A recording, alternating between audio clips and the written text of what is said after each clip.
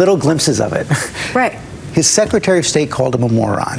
Mattis says he doesn't even respect the Constitution. John Kelly says he's the worst person he ever met. Think about that applying to any other president of the United States at any other time. Their chief of staff, their defense secretary, their secretary of state, their national security advisor are the ones who had the most damning judgments of his competence and character. That is chilling. That was George Stephanopoulos in an interview on MSNBC, making a point that we've covered so many times. But no matter how many times it's discussed, the fact that more people don't resonate with it doesn't become any more reasonable, and it doesn't drive me crazy any less. So let's talk about it once again. And actually, before getting into that, I want to show you a different moment that recently went viral of George Stephanopoulos as well on The View here, and then we'll dive in further. I think the most important thing that people should understand about this election is how far from normal it is. We have never had a former presidential candidate who was impeached and then indicted for trying to overturn an election. Never. Never. In all of our history. We've never had a former president, a presidential candidate, who lies about the election that he lost. Yeah. We've never had a former president or presidential candidate who refuses to pledge to accept the results of the next election if he lost. You know, the peaceful transfer of power is the most fundamental tenet of our democracy. Refusing to accept it, I think, is un-American. I believe it's unconstitutional. And I think it's the job of the media. Yeah, so I guess what I struggle with, picturing a MAGA supporter, right? I've said it before. If you have this long list, which we do, of people who worked right alongside Donald Trump, who were in the most important rooms imaginable, where the most important decisions were being made, and they came out of that experience to share with people, this guy can't get anywhere close to the White House again. Many of them saying explicitly he's a threat to democracy. We don't know if our constitutional democratic process would survive through another Trump term. Again, people who often were super loyal to him and were there for moments where his character was revealed.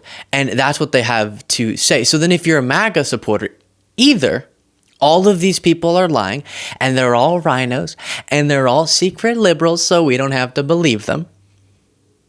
But then Trump really sucks at choosing people to work for him, right? Because so many people turn out to be secret liberals.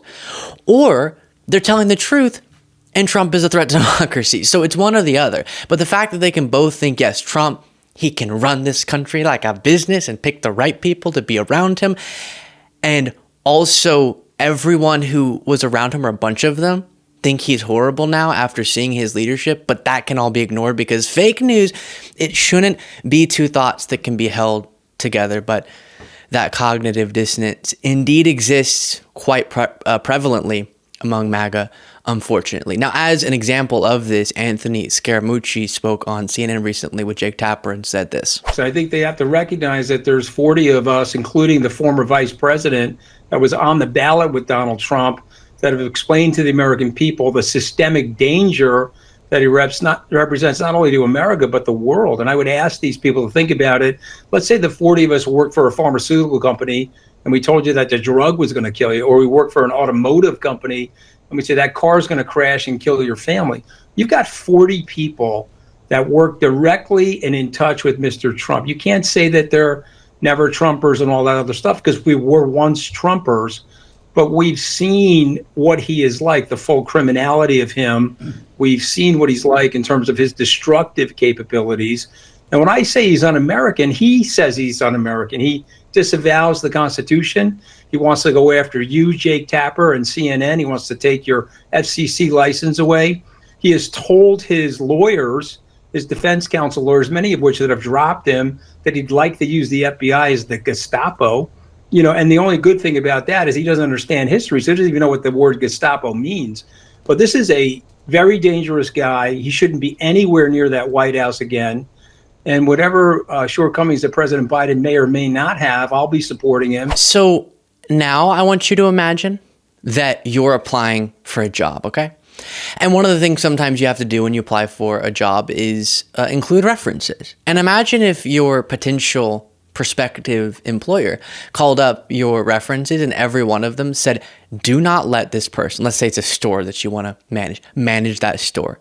They just might burn it to the ground.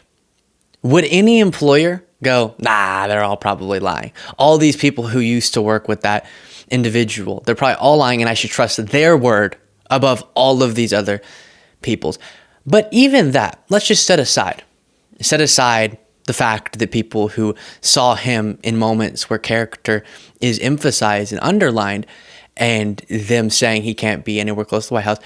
Haven't we seen enough from him too? And this gets to what my recent thesis has been in a lot of these discussions.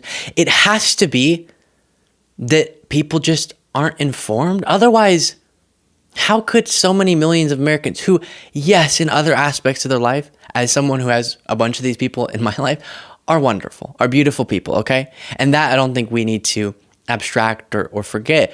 But then on this, they're willing to go along with this wannabe dictator who, as George Stephanopoulos pointed out, has done so many things that aren't normal, I guess is how he put it, to say the least, and are so dangerous and against what Americans should stand for.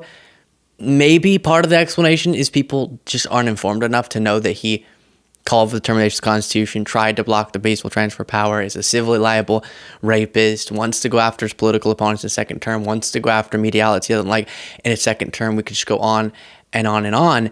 And if people don't know that, maybe you can justify more how they could come to the conclusion that maybe Trump. But at this point, how do you not know? How is it? I truly don't understand. But that's the situation that we're in. Just one more example while we're on the topic of former Trump administration officials speaking out against Trump. You have Sarah Matthews, Alyssa Farah Griffin, and Cassie Hutchinson, a clip we've looked at in the past, who did a speaking tour even to talk about how Trump threatens democracy, saying this.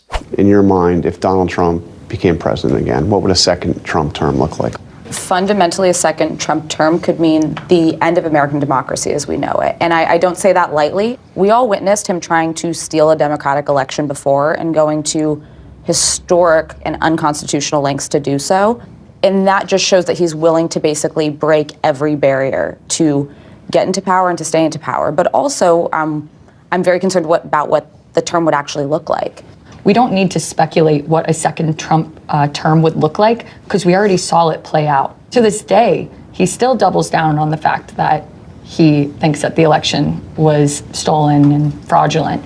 And then his rhetoric has just gotten increasingly erratic.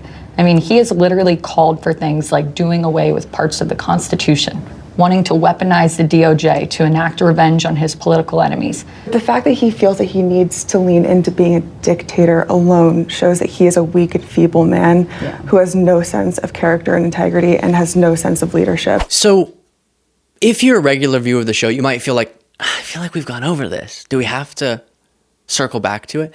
The answer is yes, because as I was just covering, if people aren't getting it, they're not understanding the stakes, then we need to be pounding the drum more aggressively and be more loud and more consistent in conveying to people, here's what Trump tried to do, here's what he intends on doing, and here's all the people who used to work for him who are saying, please don't let him anywhere close to power again.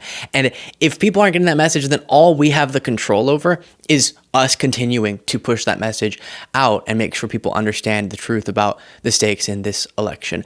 Let me know what you thought of all that in the comments.